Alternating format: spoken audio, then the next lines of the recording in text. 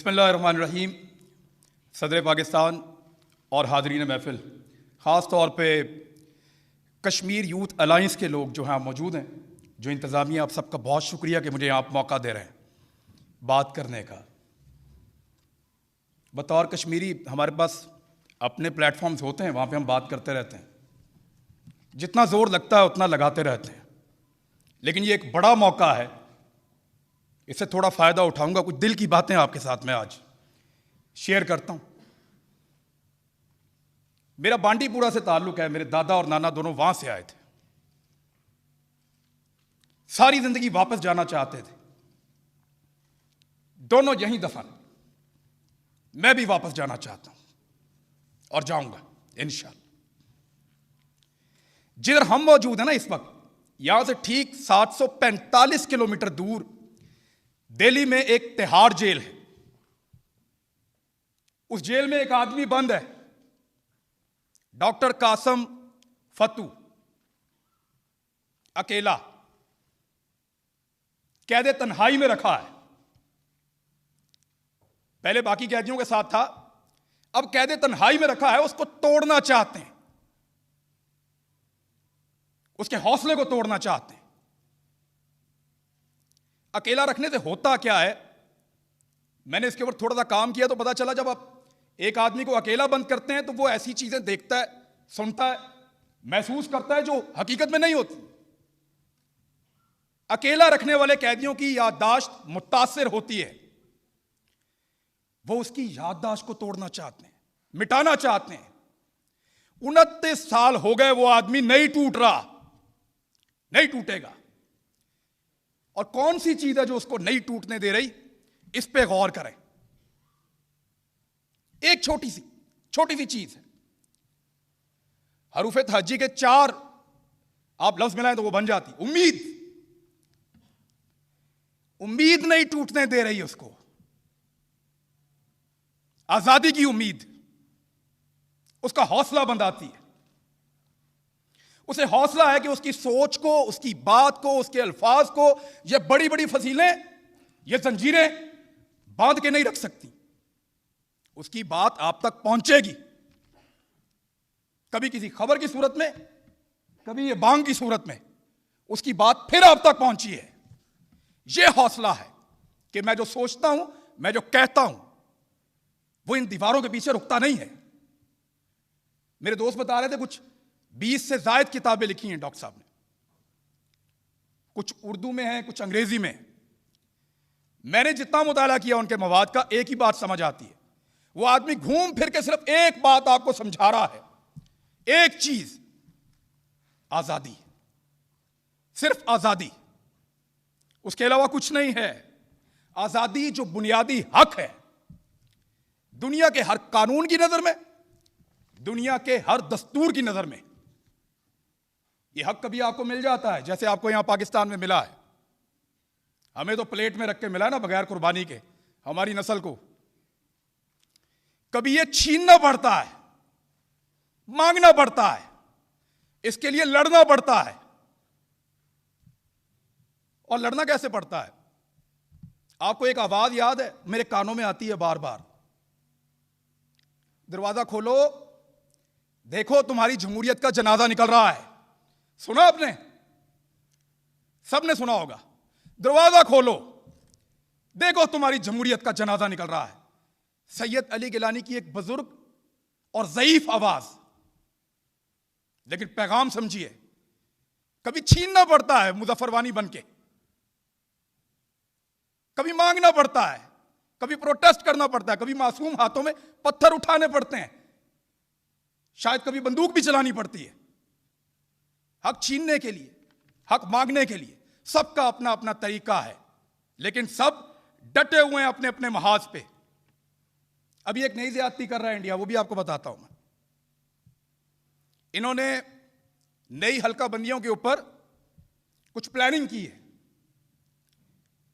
जम्मू कश्मीर का जो इलाका है, जम्मू का, वहां पे हिंदुओं की अक्सरियत है, 55% वहां पे हिंदू आबादी है। वहां दे रहे हैं 6 नशिस्तें, और जो मुस्लिम अक्सरियत वाला वादी का इलाका है, जहां की आबादी भी ज्यादा है, 30% आबादी वादी की जम्मू की निस्बत ज्यादा है, वहां दे रहे हैं एक नशिस्त इजाफी, कहां 6 कहां 1। यह है वहां होने वाला इंसाफ। एक और ज्यादती, बहुत सारे नौजवान, कभी हम लोग कोई कश्मीर पे बात करते हैं, इकट्ठे होते हैं, तो ये पूछते हैं हम क्या कर सकते हैं। हम कम से कम ये कर सकते हैं कि हमारी गैरत टोकरों के अंदर जाके ना सोए। ये कर सकते हैं, जहां जहां मौजूद हैं वहां वहां पे आवाज उठा सकते हैं, बात कर सकते हैं, हिम्मत बंधा सकते हैं, कुछ ऐसा कर सकते हैं कि हम अपनी बात बनवाने की पोजीशन में आ जाएं। 2019 के बाद हमें मौका मिला। पूरी दुनिया ने कभी कश्मीर के बारे में ऐसे बात नहीं की थी जैसे अब बात हो रही है।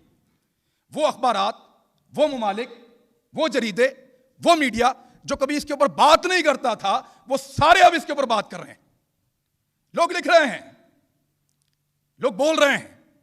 ये मौका है, उनकी आवाज के साथ आवाज मिलाइए, कोशिश कीजिए, और अल्लाह ताला इंशाल्लाह कभी भी कोशिश करने वालों को या आजादी के लिए लड़ने वालों को नामुराद नहीं करता। मीडिया की अब एक जलगार उनके खिलाफ भी है। माजी में ये सिर्फ हमारे खिलाफ होता था, लेकिन अगर ये दो तरफा लड़ाई है तो हमें मौका मिला है। इसीलिए मैं कह रहा हूं कि इससे फायदा उठाइए। जिंदगी की शाम तो कभी भी हो जाएगी। मैं ये क्यों कह रहा हूं, ये जुमला बोलने के पीछे एक मकसद है।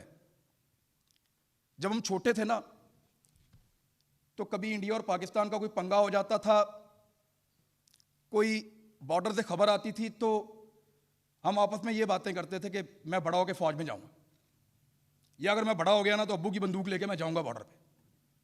हमें ये लगता था कि हम अपनी फौज के साथ खड़े होंगे कश्मीरियों के लिए, अपना वतन वापस ले लेंगे। कोई फौजी बन गया, कोई पुलिस में चला गया, कोई सिविल सर्विस में चला गया, मैं सहाफी बन गया। लेकिन सारे अपनी अपनी जगह जोर लगाते हैं। थोड़े दिन पहले मुझे कुछ नौजवान मिले एक यूनिवर्सिटी में। ये थोड़ा अर्सा पहले इंडिया पाकिस्तान की टेंशन थी 2019 के बाद। उन्होंने कहा सर जंग तो नहीं हो जाएगी, और उनकी लहजे में फिक्र था। मैंने उनसे कहा क्यों? उन्होंने कहा सर बड़ा नुकसान हो जाएगा। या गुलामी से बड़ा कोई नुकसान हो सकता है?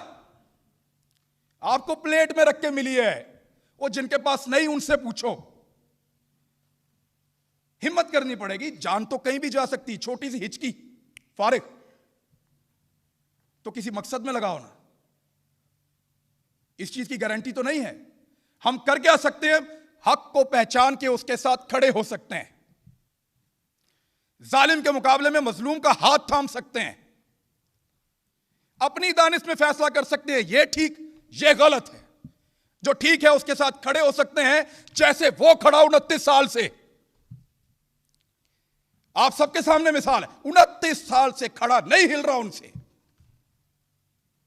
उसकी हिम्मत नहीं टूट रही। हम कैसे टूट सकते हैं एक आजाद जगह पे रहते हुए? मेरी एक गुजारिश और भी है, क्योंकि वो कह रहे हैं कि टाइम कम रह गया, बात तो मुझे और भी करनी थी। बड़ा भरा हुआ हूं मैं बतौर कश्मीरी नौजवान।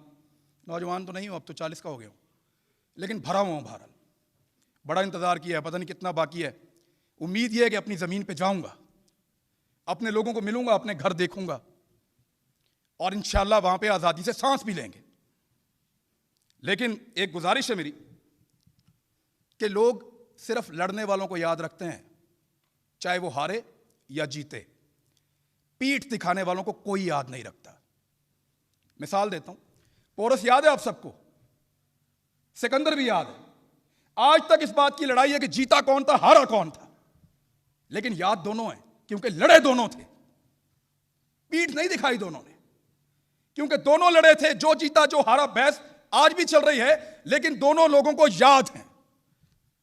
तारीख लड़ने वालों को याद रखती है, बिला वजह हर किसी को याद नहीं रखती। हमें अपने आप को साबित करना पड़ेगा। कश्मीर के लिए जितना कर रहे हैं इससे बढ़ के करना पड़ेगा। और सिर्फ एक नारा जो हम सारे कश्मीरी लगाते हैं, वो आप सारे मेरे साथ लगाएंगे, मुझे थोड़ा सा और इत्मीनान मिलेगा। पाकिस्तान कश्मीर बनेगा, कश्मीर बनेगा। बहुत शुक्रिया आप सबका, बड़ी मेहरबानी, जज़ाकल्लाह।